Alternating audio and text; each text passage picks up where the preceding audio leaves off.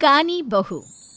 किशोरी लाल जी के बेटे राघव की शादी की बात जगह जगह चल रही थी, लेकिन किशोरी लाल जी को कोई लड़की पसंद ही नहीं आती थी। और उसकी एक ही वजह थी, किशोरी लाल जी का लालची होना। उनको लड़की वालों से मोटा दहेज चाहिए था और इसी चक्कर में एक दिन वो एक बहुत पैसे वाले के घर अपने बेटे का रिश्ता लेकर पहुंचे। उस आदमी का नाम था ओम प्रकाश। देखिए किशोरी लाल जी, मेरी एक ही बेटी है और मेरी सारी संपत्ति जायदाद सब कुछ मेरी बेटी नैना का ही है। पापा, नाम से लगता है बहुत खूबसूरत होगी। कितना अच्छा नाम है ना, नैना। हाँ, वैसे बात तो सही है आपकी। अब इतना पैसा है, जमीन जायदाद है, इकलौती बेटी, आप भी क्या करेंगे? सब कुछ उसे ही देंगे ना। बिल्कुल ठीक पहचाना आपने। बस बेटी की शादी और सारी जायदाद उसके नाम। पापा, बिना देखे हाँ कर दीजिए ना। इतना अच्छा रिश्ता फिर कहाँ मिलेगा? माला माल हो जाएंगे हम। मैं अपनी बेटी को बुलाता हूँ। अरे नहीं नहीं नहीं नहीं, आपकी बेटी का नाम नैना है, सुनकर ही लगता है बहुत सुंदर होगी। रहने दीजिए अंकल, मैं तो आपकी बेटी के नाम से ही इतना खुश हो गया हूँ कि उसे बिना देखे शादी करने को तैयार हूँ। अब तो मैं उसका चेहरा सीधे शादी के बाद ही देखूंगा। और इस तरह राघव नैना का चेहरा नहीं देखता और उससे शादी कर लेता है। शादी के बाद अपनी सुहाग रात पर जब राघव नैना का घूंघट उठाकर देखता है तो नैना की आंखें बंद थी। कितने खूबसूरत हो तुम नैना, जरा अपनी आंखें खोलकर मेरी तरफ देखो तो सही। नहीं, मुझे शर्म आती है। अरे, मैंने तुम्हें शादी से पहले भी नहीं देखा, और अब अगर तुम आंखें खोलकर मुझे देखोगी भी नहीं तो मुझे अच्छा कैसे लगेगा? इससे पहले कि नैना अपनी आंखें खोलकर राघव की तरफ देखती, अचानक से लाइट चली गई और राघव नैना को पूरी तरह से देख भी नहीं पाया। अगली सुबह नैना राघव के लिए नाश्ता बनाकर लेकर आई। अरे ये क्या, आधा पराठा सेका हुआ है और आधा बिल्कुल कच्चा। ये तुमने क्या किया नैना? बहू, तुमने क्या आधा पराठा तवे से नीचे लटका कर रखा था, जो आधा सेका है और आधा कच्चा? मुझे जितना दिखेगा उतना ही तो सीखूंगी ना पापा जी। जहाँ जहाँ मुझे नजर आ रहा था वहाँ मैंने सीख लिया, जहाँ जहाँ नहीं दिखा वहाँ कच्चा रह गया होगा। इसका क्या मतलब है? ये कैसा मजाक कर रही है तुम?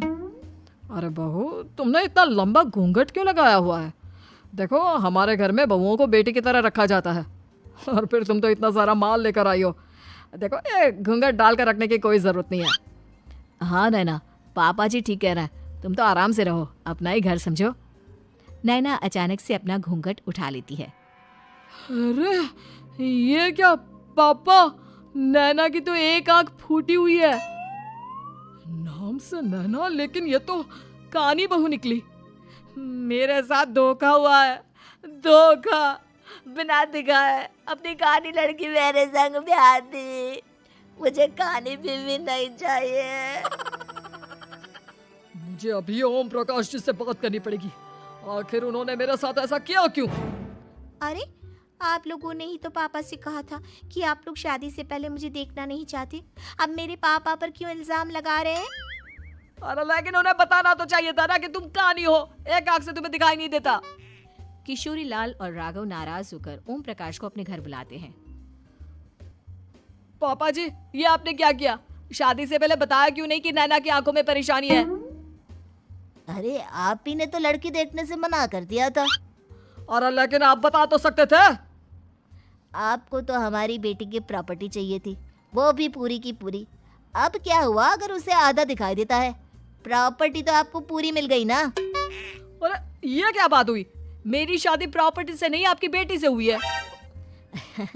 अब ये तो पहले सोचना चाहिए था, तब तो मेरी प्रॉपर्टी देखकर तुम्हारी जुबान लप लपा रही थी। लेकिन मैं कानी लड़की को अपनी बीवी बनाकर नहीं रख सकता। पापा, कुछ करिए ना आप। हाँ, करता हूँ। देखिए ओम प्रकाश जी, आप हमारे साथ ऐसा नहीं कर सकते। और तुम देखो, अगर तुमने मेरी बेटी से शादी तोड़ी ना, तो जो भी प्रॉपर्टी मैंने तुम्हें दी है वो तो पूरी की पूरी वापस ले ही लूंगा, और आधी प्रॉपर्टी तुम्हारी भी लूंगा।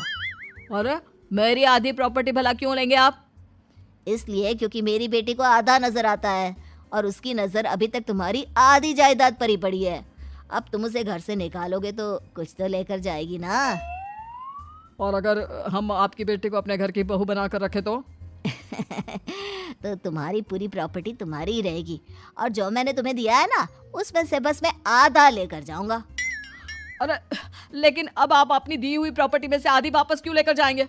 अगर मैं आपकी बेटी को अपनी पत्नी बनाकर रखने को तैयार हूं तो। इसलिए ताकि भविष्य में अगर तुम मेरी बेटी को धोखा दो तो उसके पास कुछ तो रहे जो पति का हो।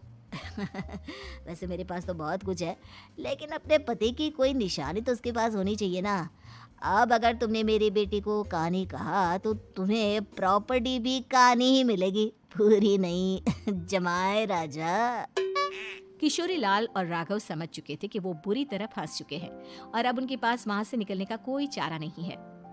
अब समझ में आया ना, लालच बुरी बला होती है। एक तो तुम्हें प्रॉपर्टी मिली, ऊपर से बीवी मिली, उसमें तुम्हें नखरे भी दिखाने हैं। आए बड़े, चुपचाप बैठो दोनों। कुछ दिनों के बाद नैना राघव की कार लेकर बाजार घूमने निकलती है और जब कार लेकर वापस आती है, ये क्या, एक तरफ से मेरी गाड़ी पूरी खराब हो चुकी है।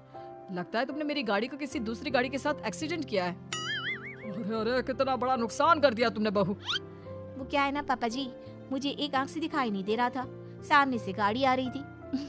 मुझे तो सिर्फ आधा ही दिखाई दिया और वो गाड़ी मेरी कार से रगड़ते हुए निकल गई। अब मैं क्या करूं बताओ? आप इसे ठीक कराने के पैसे कौन देगा? तुम्हारे पापा। तुमने मुझसे इस तरह से बात की? अभी रुको। नैना राघव की शिकायत ओम प्रकाश को कर देती है। देखो राघव, अब जो मेरी आधी प्रॉपर्टी तुम्हारे पास थी ना, उसमें से आधी और मैं लेकर जाऊंगा, क्योंकि तुमने मेरी बेटी को डांटा। अरे नहीं नहीं पापा जी, गलती हो गई, माफ कर दो। गलती की तो कोई गुंजाइश ही नहीं। अगली बार मेरी बेटी को डांटा तो बची हुई आधी में से आधी और ले जाऊंगा। लालच के चक्कर में हम दोनों ने बहुत बड़ी गलती कर दी बेटा। एक तो तुम्हें कानी बहू मिली और ऊपर से जो माल मिला वो भी काना। इस तरह राघव की हर एक गलती पर ओम प्रकाश उसकी प्रॉपर्टी का आधा आधा हिस्सा लेकर अपना सारा माल वापस ले गया और राघव को कानी बीवी से काम चलाना पड़ा। भाई लालच वाकई में बुरी बला है।